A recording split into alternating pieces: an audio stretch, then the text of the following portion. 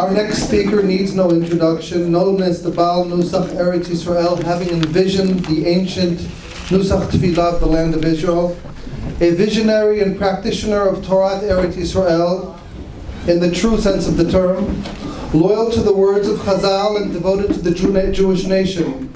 Rabbi Bar-Hayim's courage and self-sacrifice in his commitment towards Torah Emet and renewing our days as of old, both in the individual and national spheres of halacha, enables us, his students, and ultimately wider and wider sections of the Jewish nation to benefit from his crucial teachings.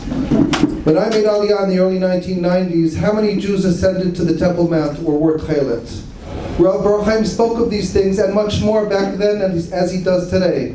Now these things have become mainstream, relatively speaking. Mark my words, Nusach Eretz Yisrael is coming next. One can tune into Rabbi Bar-Hayim's Torah at www.machonshilo.org and the Machon Shilo YouTube channel, and also on Rumble. Rabbi Bar-Hayim.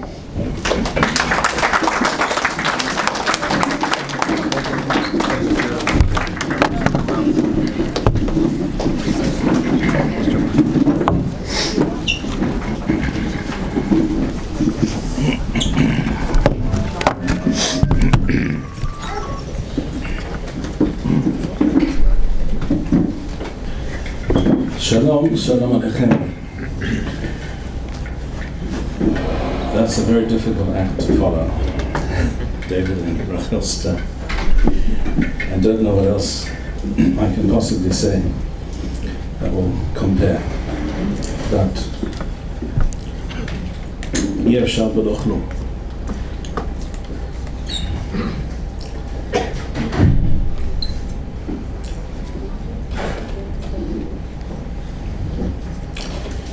Rav Kook, in his Shmona Kvatzim, the second of the 8 Kvatzim, written by Rabbeinu Agadol Haraya Kook Zitzel.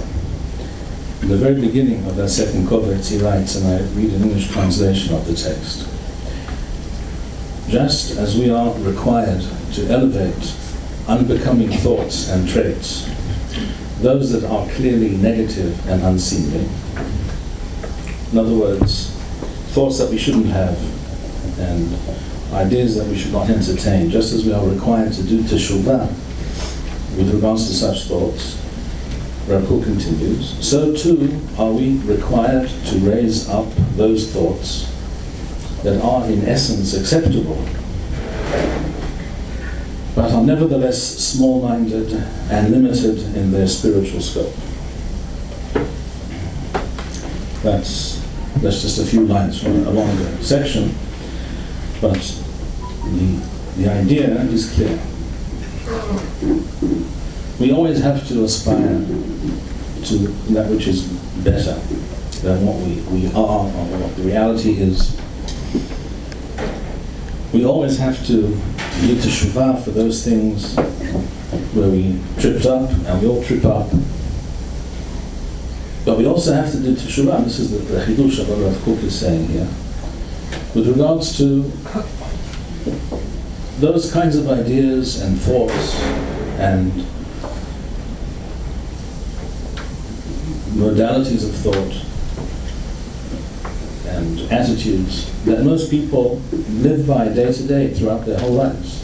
And those things are considered okay, they're quite reasonable. As Rav Kook says here, they are acceptable, but they're nevertheless small-minded and limited in scope.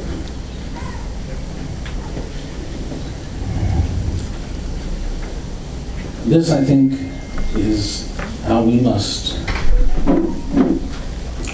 view that movement that began in the 19th century called Zionism, and the product of that movement, the State of Israel. We are pleased, we are happy, and we are fortunate to live in Eretz Yisrael, and that the Jewish people are a sovereign nation. However, it is a tremendous error, ideologically, philosophically, spiritually, to view the ideological framework and lexicon of the Zionist movement and the state which it created, we must never see that as being the way things should be. That's how things are at the moment, but we should never settle for that.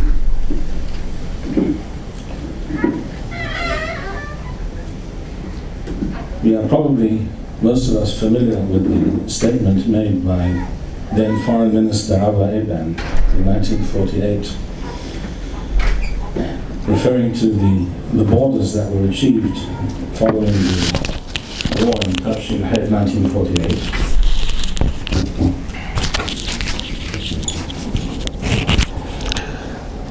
Where he referred to the borders of the State of Israel as Auschwitz borders.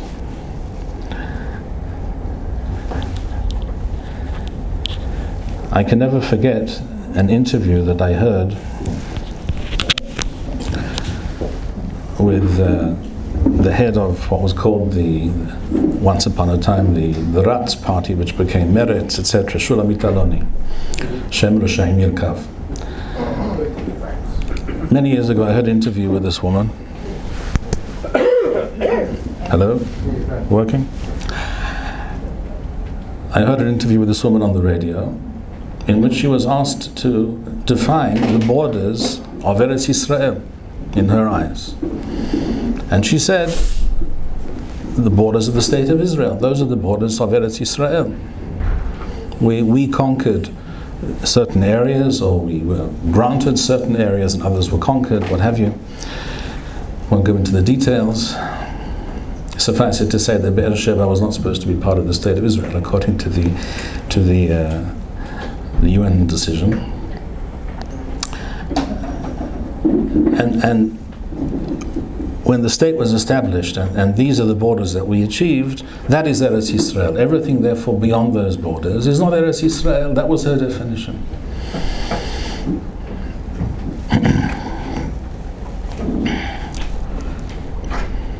In other words, the Eretz Yisrael, according to her, are the Auschwitz borders of Abba Iban.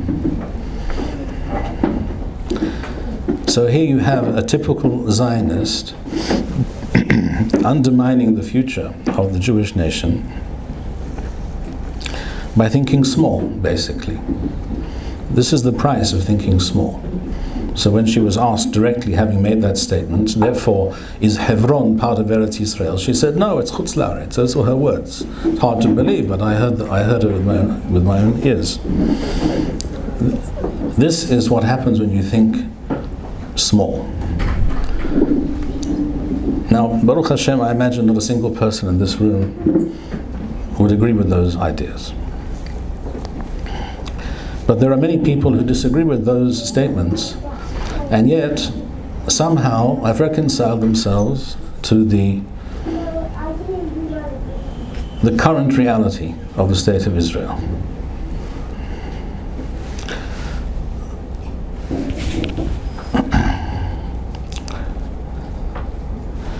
The problem with that is that if you do not envisage a different reality from the current one, you are doomed to come to terms with it and eventually to justify the current state of affairs. Rav Kook Zitzal understood this.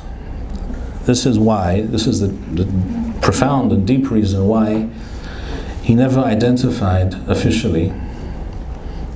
In fact, he didn't identify at all with the Mizrahi movement, what was called at that time Mizrahi, the religious Zionist movement or stream within the Zionist establishment. And we know this because he wrote letters to this effect to certain people, such as Rav Meir Bar Ilan, who was the head of the Mizrahi at that time, 100 years ago.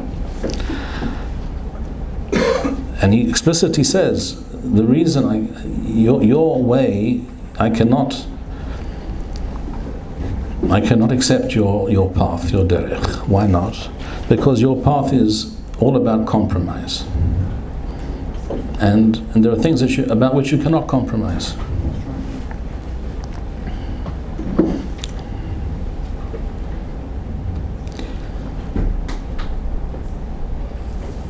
We, Baruch Hashem, in Machon Shilo, are attitude is that we do not accept the current state of affairs, because we know it is very, very far from what it should be on almost every level. I don't need to go into the details. You all know, we heard a few moments ago from our friend Yerachmiel, Dr. Wolfowitz, and he could probably quote statistics at us all night proving this point. We know exactly what goes on in this country and what does not go on and why things happen. We clearly perceive that it falls short.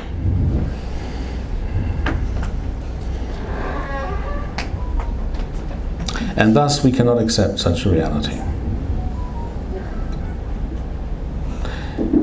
In order not to be sucked into such a reality and to eventually end up having to justify it, you must also detach yourself from it, at least to quite a significant extent. So when people ask me, are you Dati Leumi? I say no. Are you Haredi? I say no. What are you? I try to be a Jew who thinks in Torah terms, who sees reality through the spectacles of the Torah, through the lens of the Torah, through the lens of Hashem's Torah that was given to us, with which we are supposed to examine and view everything. Beyond that, we have no agenda. And this is the flaw of religious Zionism. It's Zionism, that's the noun, the proper noun, Zionism, and religious is an adjective. So it's Zionism with a kippah on its head, but it's Zionism, and therefore you are accepting, you're buying into a certain system, a certain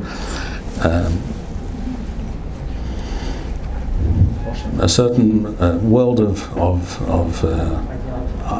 ideology and attitudes, and that is the beginning of the end in terms of viewing things correctly.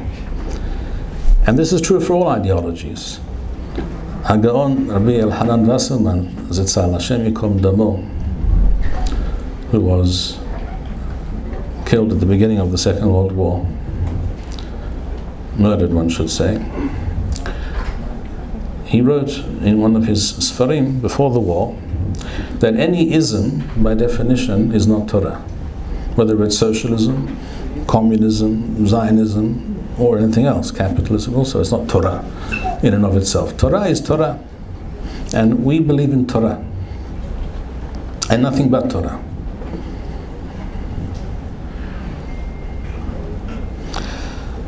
So what are we to do? What is our path forward? The first thing to know is, as I said, to detach ourselves from that which is negative. That means detaching ourselves from current Western mores and ideas and thinking, and not buying into any ism of any kind. At best, this ism or that ism might be a vehicle for achieving something in the short term or in the medium term. So you could make the argument, and I think you would be correct, that Zionism was a vehicle that Hashem brought into the world and sanctioned in order to bring some real change to the reality, to the condition of the Jewish people. But, as with many vehicles, eventually it runs out of petrol. Take a car that is having serious engine trouble. It climbs up a hill and it begins to slow down, and eventually it gets near the top, but it can't go any further. It's gone, it's finished. And eventually, if the brakes are gone too, what happens? It begins to roll down the hill backwards. That's where we are today. Not only is the current system, the state of Israel, what is left, if anything is left, of the Zionist movement, not only are they not capable of moving us forward up the hill, they're in fact busy, engaged in sliding down the hill. And therefore, we have to think in different terms and look forward to a different approach and different times.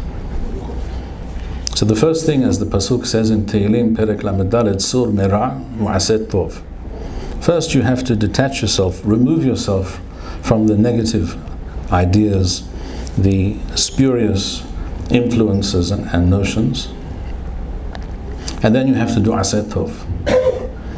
Now we know the reality, we know the world in which we live. We cannot change the reality tomorrow morning with the wave of a wand.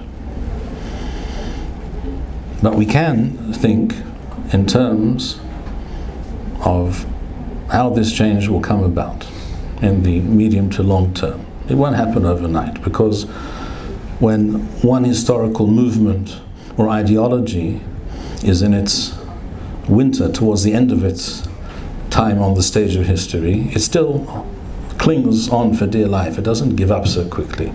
So the present system is not giving up quickly, and we see that. We see this every day on the political developments and every time you turn on the news. But we also see, however, that it is dying. That system is in demise. And if we begin to think in true Torah terms, and we remove ourselves from that which is negative, and we think in terms of what is true, and we speak to our friends and our children and our associates about these things, we cannot know exactly, we cannot envisage precisely how the change will come about, because history is always full of surprises. But we know that the change must come about. As our friend and our hero David said before, just as you felt that, how did you put it? Hashem turn my tragedy into a blessing. So all the negative aspects of the reality in which we find ourselves today will somehow, even though we can't precisely describe the process at this moment, will somehow be part of a tremendous 180-degree turn around. And our trajectory will begin to adopt its true path. And if you ask, what, for example, should we be doing or talking about or speaking about? And before you even ask that, you may say, well, these are all very nice ideas, but who's to say we can do anything, or we should even try to think about doing something? I want to read a quote to you from Steve Jobs. Heard of him? The guy who invented the iPhone and a few other things. Very interesting guy. This is a quote from Steve Jobs. Here's to the crazy ones, the misfits, the rebels, the troublemakers, the round pegs in the square holes, the ones who see things differently. They're not fond of rules, and they have no respect for the status quo. You can quote them, disagree with them, glorify or vilify them. About the only thing you cannot do is ignore them, because they change things. They push the human race forward. In our case, the Jewish nation forward. And while some may see them as the crazy ones, we see genius. Because the people who are crazy enough to think that they can change the world are the ones who do. I want to thank all of you for being here this evening, for being part of this true, profound movement for change, for being amongst the crazies. Thank you. We would like to encourage our viewers to share these videos with friends and send in your responses. If you would like to obtain Birkon Nusach Eretz Yisrael or invite the rabbi for a speaking engagement, please email us at office@machonshilo.org.